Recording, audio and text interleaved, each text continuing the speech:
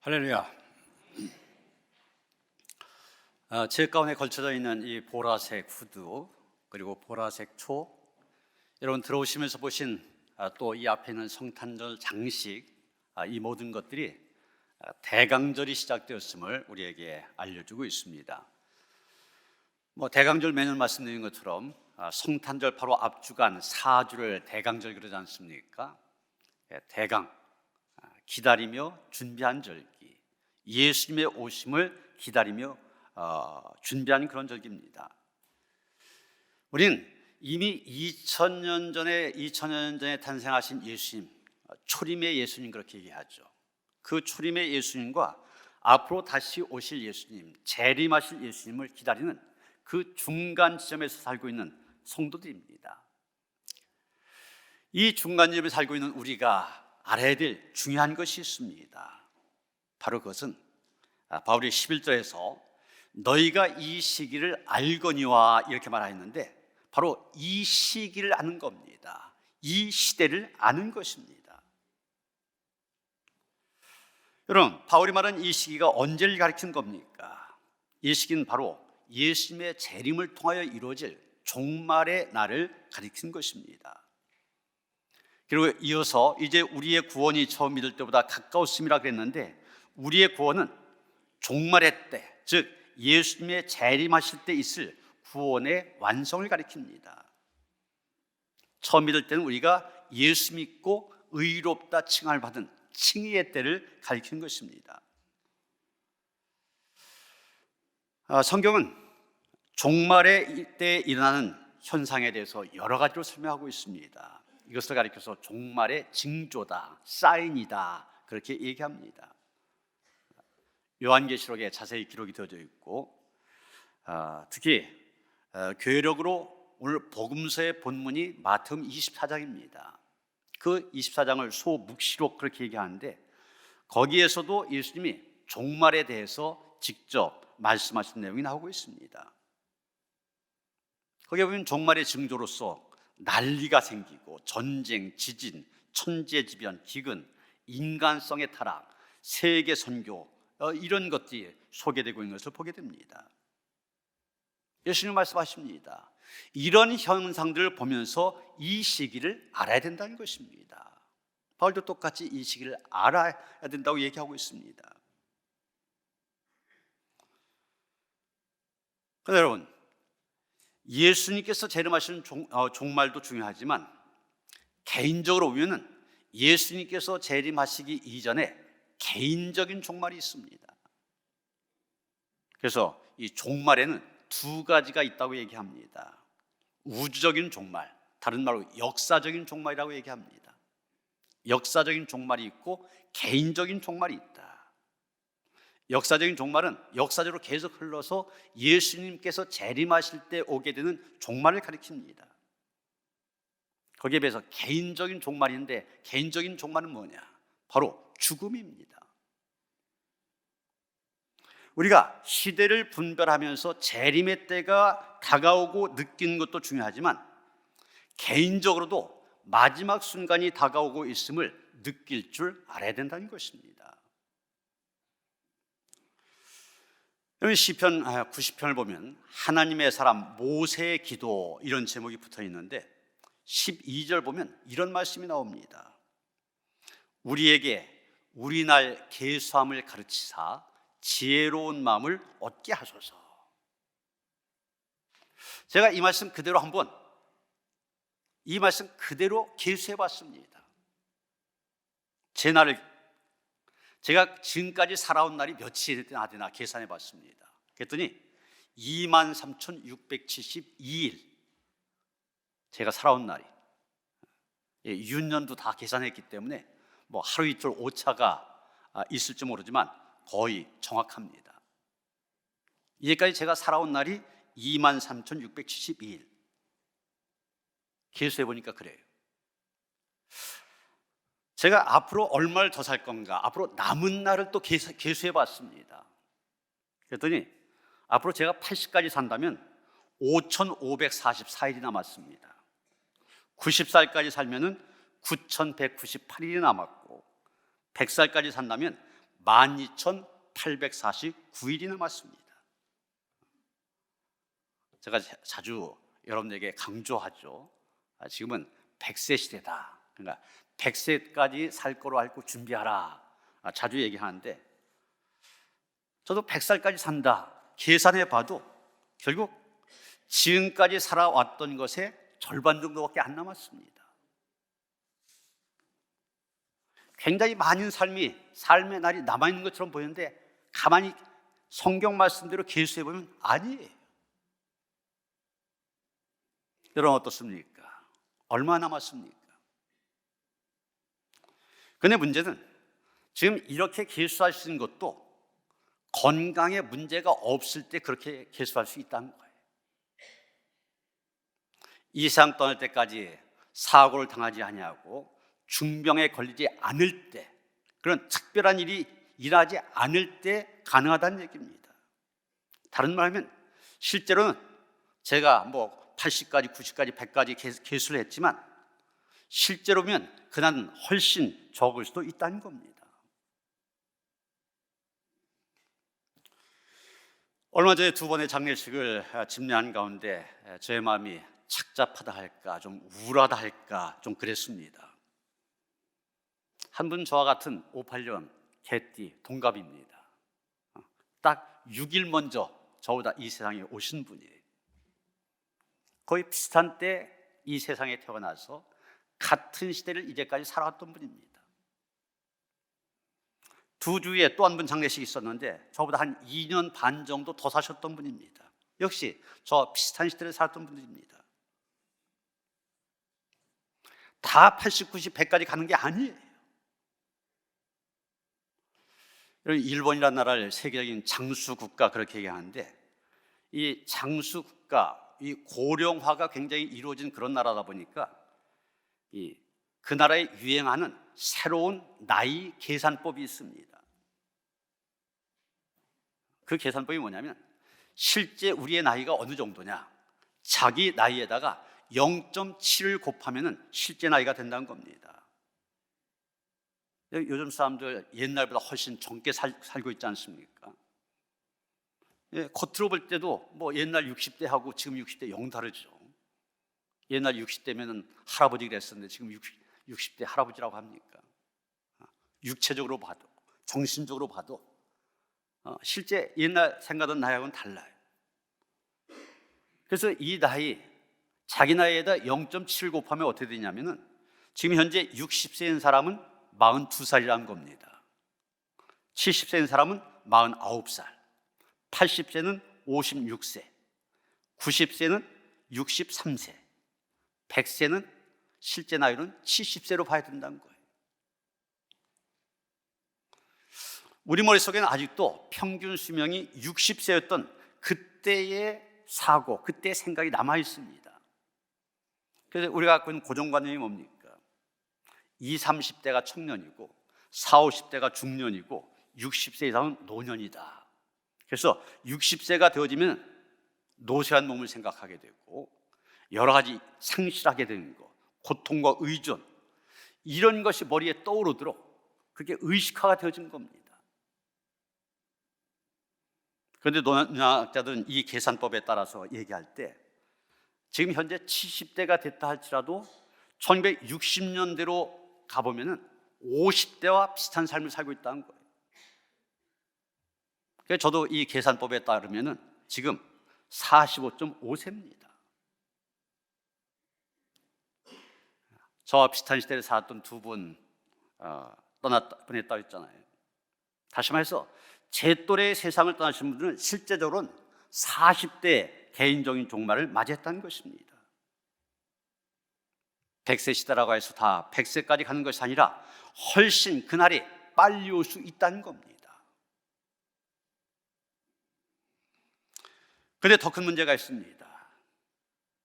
그날은 더 빨리 올 수 있다. 왜? 우리가 살아있는 동안 주님께서 재림하신다면 그날은 더 빨리 올 수도 있다는 것입니다. 여러분, 이렇게 여러 가지를 생각하면은 사실 우리가 살아갈 날 굉장히 긴 것 같은데 길지 않습니다. 짧습니다. 우리가 개인적인 종말을 맞이할 날 생각보다 가까이 와 있습니다. 지금 바울은 이것을 알아야 된다고 얘기하는 것입니다. 이 시기를 알아야 된다. 이 시기는 바로 자다가 깰 때가 되었다. 지금의 어둠 속에서 구원이 가까웠음을, 그 시기를 제대로 알아야 된다는 얘기입니다. 여러분, 오늘 본문의 말씀, 성 어거스틴이 회심하게 된 유명한 말씀입니다. 여러분, 제가 여러 번 말씀드렸기 때문에 잘 아실 겁니다. 어거스틴, 독실한 기독교 신자인 어머니 모니카 밑에서 자라났지만 30년 이상을 기독교를 떠나 방황했습니다.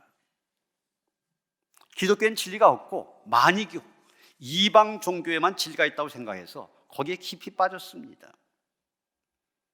10대 후반에는 어떤 여자와 동거 생활을 시작해서 사생아까지 나왔습니다. 이렇게 오랫동안 방황하던 어거스틴에게 마침내 구원의 시간이 찾아왔습니다. 주 386년 어거스틴은 밀라노의 한 정원에서 그동안의 방황을 애통해하며 울부짖고 있었습니다. 홀로 떨어져서 마음속 깊은 곳으로부터 흘러나오는 통의 눈물 하염없이 흘리고 있을 때 이상한 소리가 들려왔습니다. 마치 이웃집에서 어린아이들이 말한 것처럼 노랫소리가 귓전을 때렸습니다. 라틴어로 말하면 톨레 레게 이런 말인데 뜻은 펴서 읽어라, 펴서 읽어라 이런 뜻입니다. 그 소리가 계속 귀에 들려오는 거예요.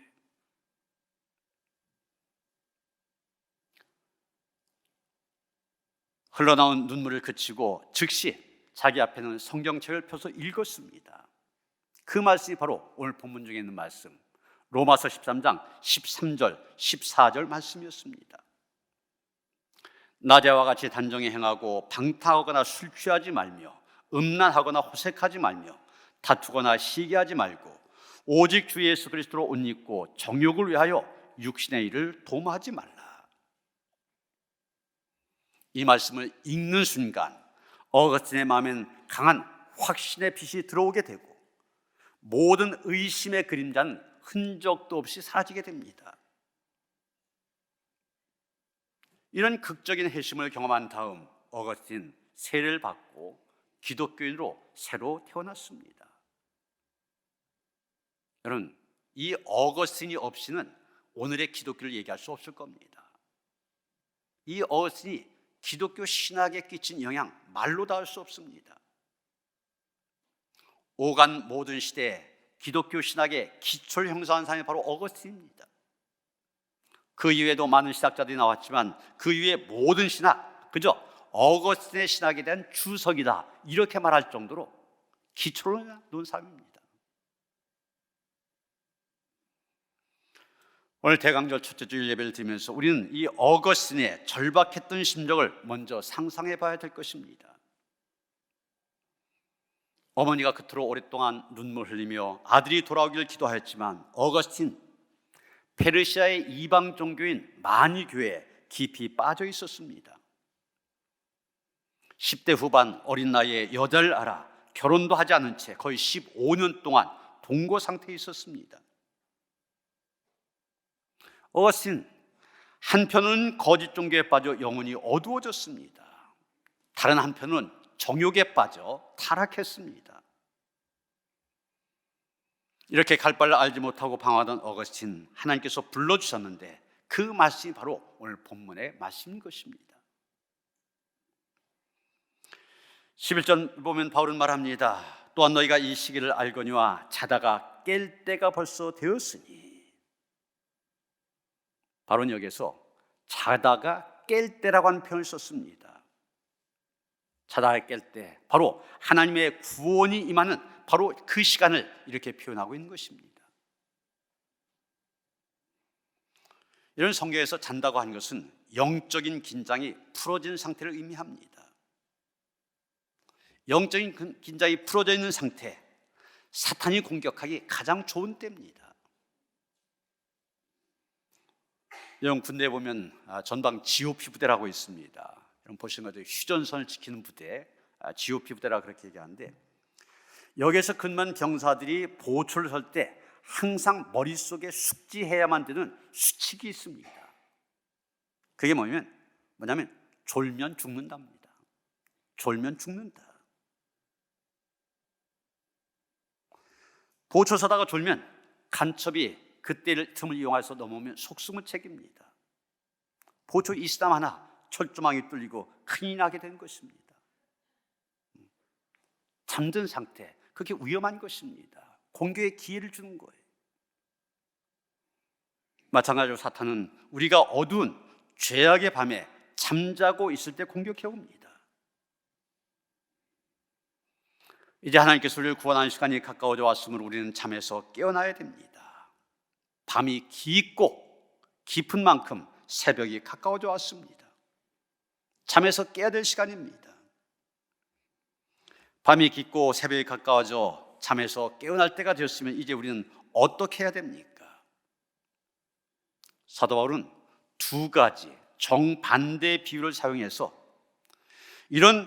이 시기, 즉 종말론적인 시기에 우리가 무엇을 해야 되는지, 어떻게 해야 될지를 할 일을 가르쳐주고 있습니다.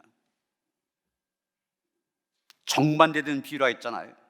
어둠과 빛, 즉 어두운 밤에 할 일, 그리고 밝은 대낮에 해야 될 일, 날카롭게 대조해서 우리에게 얘기해주고 있습니다. 자다가 깰 때가 됐으면 이제 어두운 밤에 하던 일들 다 그쳐야만 됩니다. 반대로 환한 대낮에 입어야 할 옷을 입고 낮에 해야 할 일을 마땅히 해야 되는 것입니다. 그 말씀이 바로 본문 12절부터 14절까지의 말씀입니다. 이런 자막에 뜰 텐데 다 같이 한번 같이 읽어보시겠습니다. 시작. 밤이 깊고 낮이 가까웠으니 그러므로 우리가 어둠의 일을 벗고 빛의 갑옷을 입자.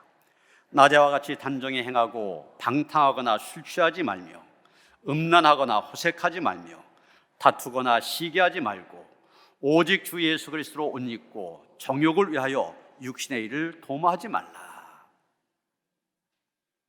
우리는 이 말씀 두 가지로 요약해 볼 수 있을 것입니다.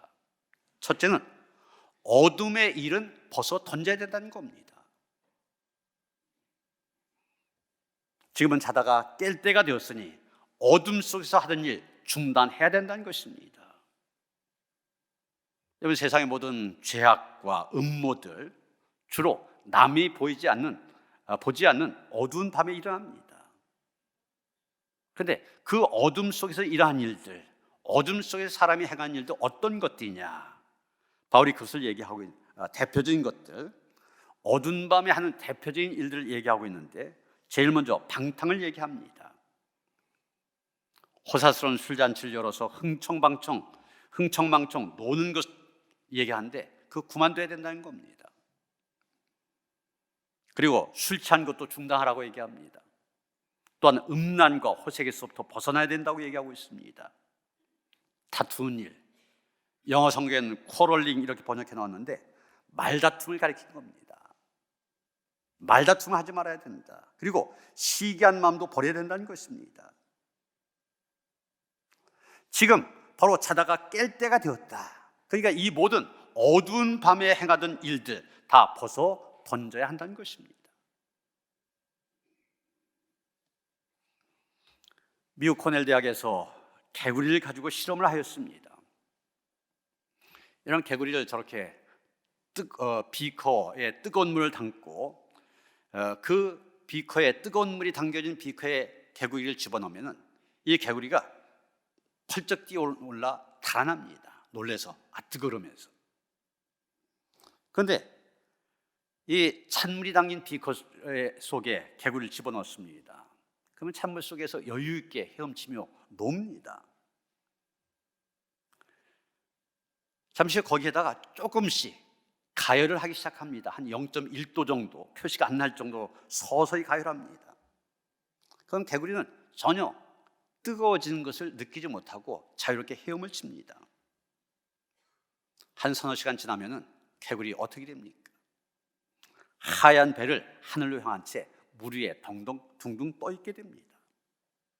삶아져서 죽은 거예요. 처음에 시원하다가 조금씩 온도가 높아지니까 그것을 느끼지 못한 겁니다. 그 다음에 뜨거워져서 삶아지는 거예요. 여러분, 오늘 성도들이 그렇다는 얘기예요. 우리가 살아가고 있는 이 세상의 환경은 그저 도취되어 놀기에 아주 적당한 온도를 갖고 있습니다. 세상이 악한 세상으로 바뀌어지고 있는데 그걸 느끼지 못하고 그냥 거기에 적응해 가고 있는 겁니다. 바울은 얘기합니다. 이 시기를 제대로 알아야 된다. 제대로 알고 어둠의 일에 사는 모든 일을 벗어 던져야 된다는 것입니다. 그렇게 하지 못할 때 우리는 죄악에 노출되어 점점 악에 빠져가게 됩니다. 조금씩 올라왔지만 그것을 느끼지 못했던 것처럼 우리는 작은 악, 별간이라고 생각할 수 있습니다. 그러나 작은 악에 물들다 보면 그것이 큰 악으로 바뀌어집니다. 흔히 하는 말처럼 바늘도둑이 소도둑 되어진다고.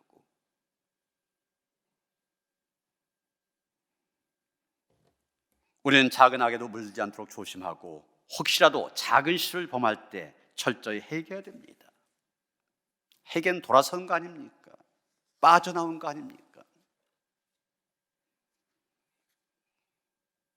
이런 교회력에 의하면 대강절부터 새해가 시작이 되집니다.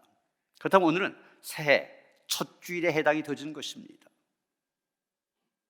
새로운 해를 시작하면서 여러분들 어두운 밤에 행하던 모든 죄된 일들 벗어 던지시길 바랍니다.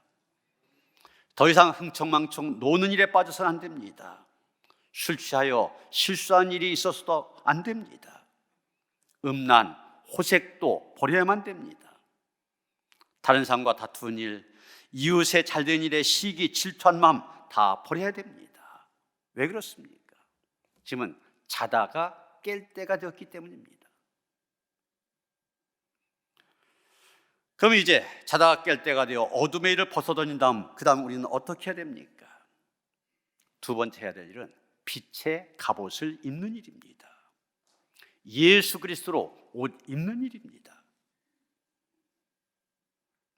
어두운 밤이 지나고 아침이 밝아왔습니다. 잠에서 깨어난 우리 이제 밝은 대낮에 일할 수 있는 그런 옷으로 갈아입어야 됩니다. 잠옷을 벗고 새 옷을 입어야 됩니다. 히브리서 12장 1절의 말씀처럼 모든 무거운 것과 얽매기 쉬운 죄를 벗어 던져야 하는 것입니다. 바울은 이와 같은 상태를 두 가지, 여기서도 비유를 가지고 얘기하고 있습니다. 제일 먼저 얘기한 것은 빛의 갑옷을 입으라는 것입니다. 이런 갑옷이라고 하는 것, 전투를 수행할 때 군인들이 입는 옷 아닙니까? 갑옷을 입으면 이렇게 칼로 베어도 창으로 찔러도 상처를 입지 않을 수가 있습니다. 방어하는 겁니다. 우리는 지금 영적인 전쟁터에 서 있는 그리스도의 군사들입니다. 어두운 밤 사탄의 군사들이 여러 가지로 우리를 공격합니다. 유혹합니다. 바울이 예를 든 것처럼 방탕, 술 취함, 음란, 호색, 다툼, 시기 이런 것들로 우리를 공격해 옵니다. 이것을 어떻게 막아낼 수 있느냐? 빛의 갑옷을 통해서 이것을 막아내야 된다. 우리가 그리스도 의로 무장해서 그리스도의 빛 가운데 있을 때 그 빛이 어둠을 물러가게 한 것입니다.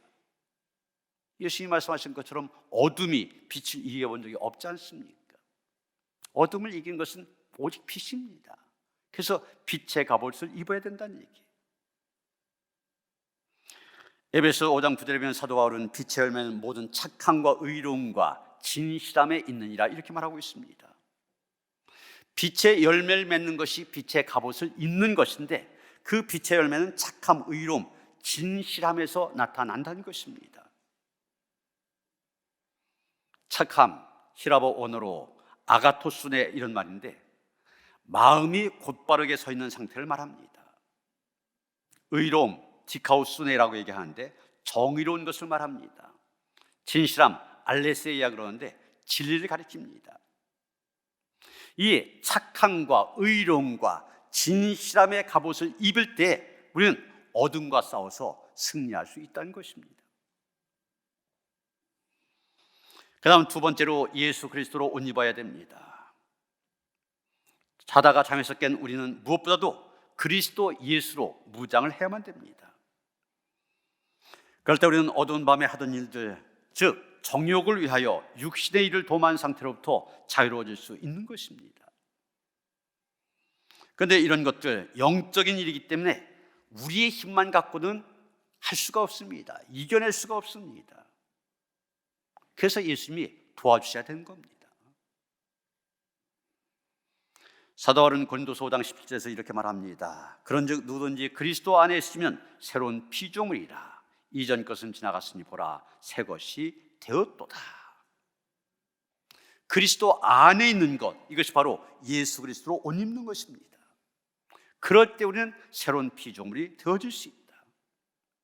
어둠과 육신에 있어 벗어나 빛과 영의 자녀들이 될 수 있다는 것입니다.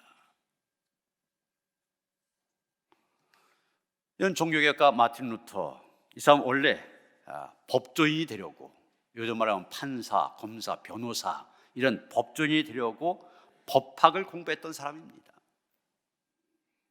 이에 루터의 아버지가 자기가 이루지 못했던 꿈을 아들을 통해 성취해보겠다, 이런 야망 때문에 루터를 법과대학에 보내게 된 겁니다. 그런데 이 법과대학에 다니던 젊은 루터가 어느 순간 죽음의 공포와 관계된 그런 일들을 차례로 경험하게 됩니다. 제일 먼저 경험한 것은 이 루터의 가장 가까운 친구, 친한 친구가 갑자기 죽는 일이었습니다. 젊을 때. 또 어느 날 한 친구와 함께 들판에 사냥을 나갔는데 루터가 넘어지면서 옆구리에 차고 있던 단도가 루터의 넓적다리를 찔렀습니다. 거기 피가 계속 흘러나옵니다.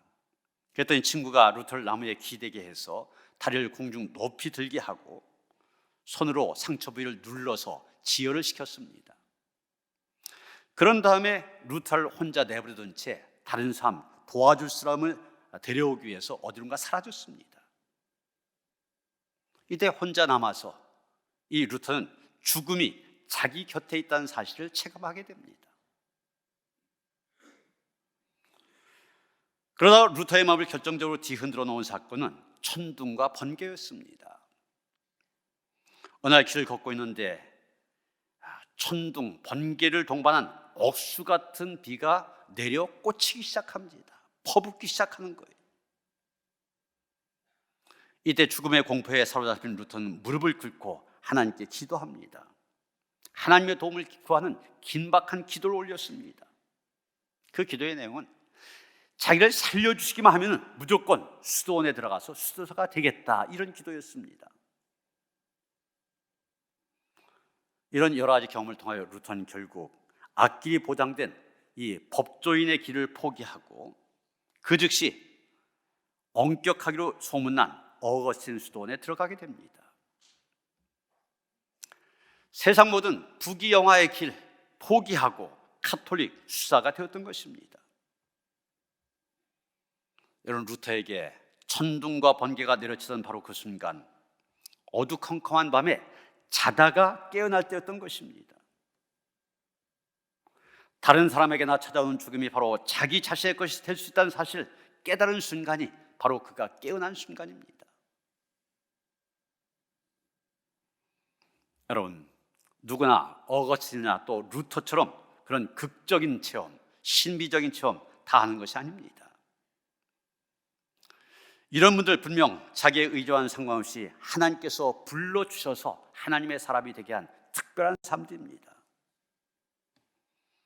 그러나 우리가 이분들과 다르다고 해서 우리의 인생 되는 대로 막 살아서는 안 될 것입니다.